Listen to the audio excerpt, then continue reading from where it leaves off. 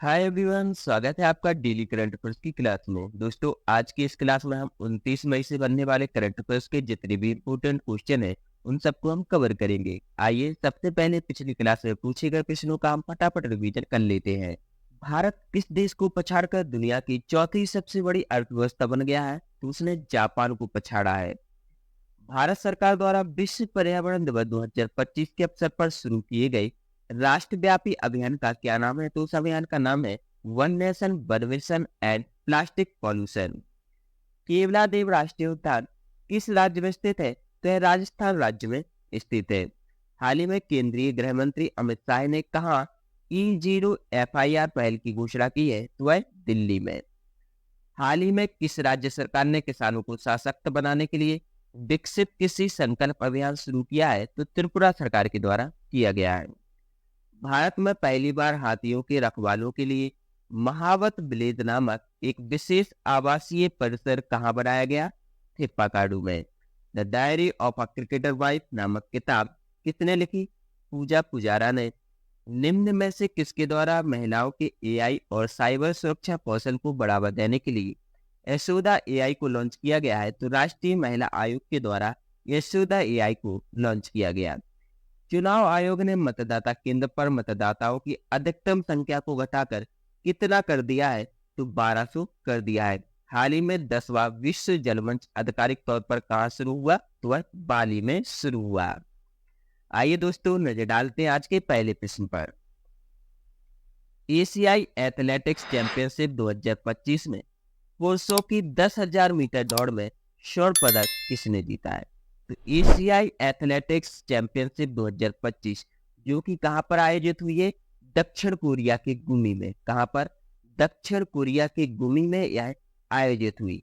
इसमें गुलबीर सिंह के द्वारा, भारत के जो गुलबीर सिंह है, इनके द्वारा इन्होंने 10,000 मीटर की दौड़ में 28 मिनट 38.63 सेकंड में यह दौड़ कंप्लीट की और इसके साथ ही इस दौड़ में उन्होंने स्वर्ण पदक जीता था। क्वेश्चन नंबर फर्स्ट का यहाँ पर सी ऑप्शन सही रहेगा। निम्नलिखित में से किसे लोक संगीत में उनके योगदान के लिए 2025 में मरणोपरांत पद्म विभूषण मिला है? तो ये आप ये देख रहे हैं, यह है शारदा सिन्हा। कौन है? शारदा सिन्हा। इनको मरणोपरांत 2025 में पद्म विभूषण से सम्मानित किया गया। इससे पद्म विभूषण से। यह जो सम्मान है यह राष्ट्रपति द्रौपदी मुर्मू ने राष्ट्रपति भवन नई दिल्ली में प्रदान किया। क्वेश्चन नंबर सेकंड के यहाँ पर बी ऑप्शन सही रहेगा। निम्न में से किस राज्य में एक परिवार एक उद्यमी अभियान शुरू किया गया है? तो किस राज्य में किया गया है? आंध्र प्रदेश में। आंध्र प्रदेश सरकार के द्वारा एक अभियान चलाया गया जिसमें एक परिवार के किसी एक सदस्य को उद्यमी बनाया जाएगा, यानी कि वो बिजनेस करेगा, उसके लिए उसकी हेल्प करी जाएगी। तो इस अभियान को शुरू किया गया है आंध्र प्रदेश सरकार के द्वारा। तो क्वेश्चन नंबर थर्ड का यहाँ पर सी ऑप्शन सही रहेगा। नाग शंकर मंदिर किस राज्य में स्थित है जिसे कछुओं के संरक्षण के लिए आदर्श मंदिर के रूप में नामित किया गया है? तो आदर्श मंदिर के रूप में नामित किया गया है जिसका नाम है नाग शंकर। ये कहाँ पर स्थित है? तो यह असम में स्थित है। तो आप सबको याद रखना है, नाग शंकर मंदिर कहाँ पर स्थित है? असम में। यह किस लिए प्रसिद्ध है? अभी कि कछुओं के संरक्षण के लिए इसे आदर्श मंदिर के रूप में नामित किया गया था। क्वेश्चन नंबर 4 का यहाँ पर डी ऑप्शन सही रहेगा। निम्न में से किसके द्वारा दुनिया की पहली वैश्विक पशु स्वास्थ्य रिपोर्ट जारी की गई है?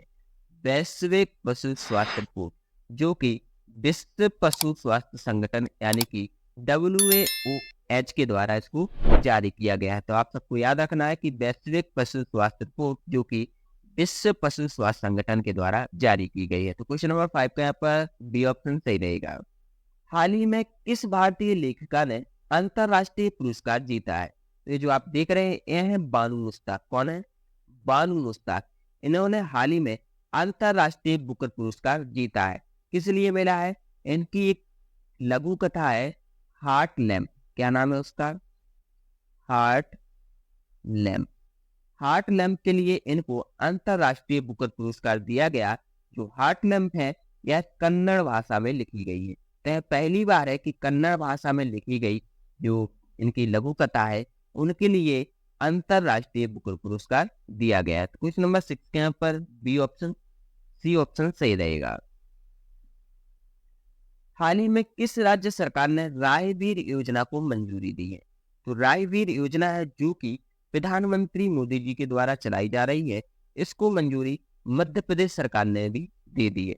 उत्तर प्रदेश के साथ साथ मध्य प्रदेश सरकार में भी रायवीर योजना चलाई जाएगी। इस योजना में क्या होता है कि अगर किसी का एक्सीडेंट हो जाता है और वो बहुत ज्यादा सीरियस कंडीशन में है, यदि आप उसको हॉस्पिटल लेकर पहुंचते हैं 1 घंटे के अंदर, तो आपको प्रोत्साहन के रूप में 25,000 रुपये प्रदान किए जाएंगे। कितने? 25,000 रुपये प्रदान किए जाएंगे। यदि आप उसकी जान बचा लेते हैं तो आपको 25,000 रुपये प्रोत्साहन राशि प्रदान की जाएगी। तो क्वेश्चन नंबर 7 का यहाँ पर बी ऑप्शन सही रहेगा। हाल ही में माउंट एवरेस्ट को फतेह करने वाली CISF की पहली महिला अधिकारी कौन है? तो पहली महिला अधिकारी है गीता समोटा। ये रही गीता समोटा। ये कौन है? CISF की पहली महिला अधिकारी जिन्होंने माउंट एवरेस्ट को फतेह किया है। तो क्वेश्चन नंबर 8 का यहाँ पर सी ऑप्शन सही रहेगा। हाल ही में किस राज्य सरकार ने दिव्यांग जोड़ी को विवाह के लिए 1 लाख रुपए की प्रोत्साहन राशि प्रदान करने की घोषणा की है? तो यह हाल ही में घोषणा की गई है तेलंगाना सरकार के द्वारा। तेलंगाना सरकार ने घोषणा की है कि दिव्यांग जोड़ी जो कि विवाह के लिए 1 लाख रुपए की हकदार रहेगी। क्वेश्चन नंबर 9 के यहाँ पर बी ऑप्शन सही रहेगा। हाल ही में विश्व स्वास्थ्य संगठन यानी कि WHO ने 78वें सत्र का आयोजन कहाँ पर किया है? तो इसका आयोजन किया गया है जिनेवा में। आपको याद रखना है विश्व स्वास्थ्य संगठन का 78वां आयोजन जो कि जिनेवा में किया गया है। क्वेश्चन नंबर 10 का यहाँ पर ये ऑप्शन सही रहेगा। इसी के साथ आज की क्लास समाप्त होती है। देखते हैं प्रीवियस क्लास का क्वेश्चन।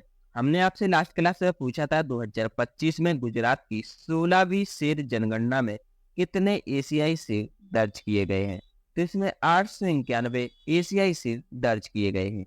आज का क्वेश्चन रहा नीति आयोग के वर्तमान CEO कौन है? आपके ऑप्शन रहे अमिताभ कांत, परमेश्वरम अय्यर, BBR सुब्रमण्यम या फिर राजीव कुमार। इसका सही आंसर आप सब लोग कमेंट बॉक्स में जरूर बताएं। इस क्लास की फ्री PDF के लिए आप हमारे टेलीग्राम चैनल से जुड़ सकते हैं जिसका लिंक डिस्क्रिप्शन बॉक्स में दिया गया है।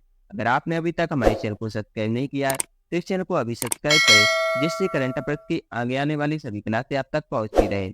आपको क्लास कैसी लगी हमें कमेंट बॉक्स में जरूर बताएं और इस क्लास को अपने दोस्तों के साथ भी अवश्य शेयर करें। हमसे जुड़े रहने के लिए आपका बहुत बहुत धन्यवाद।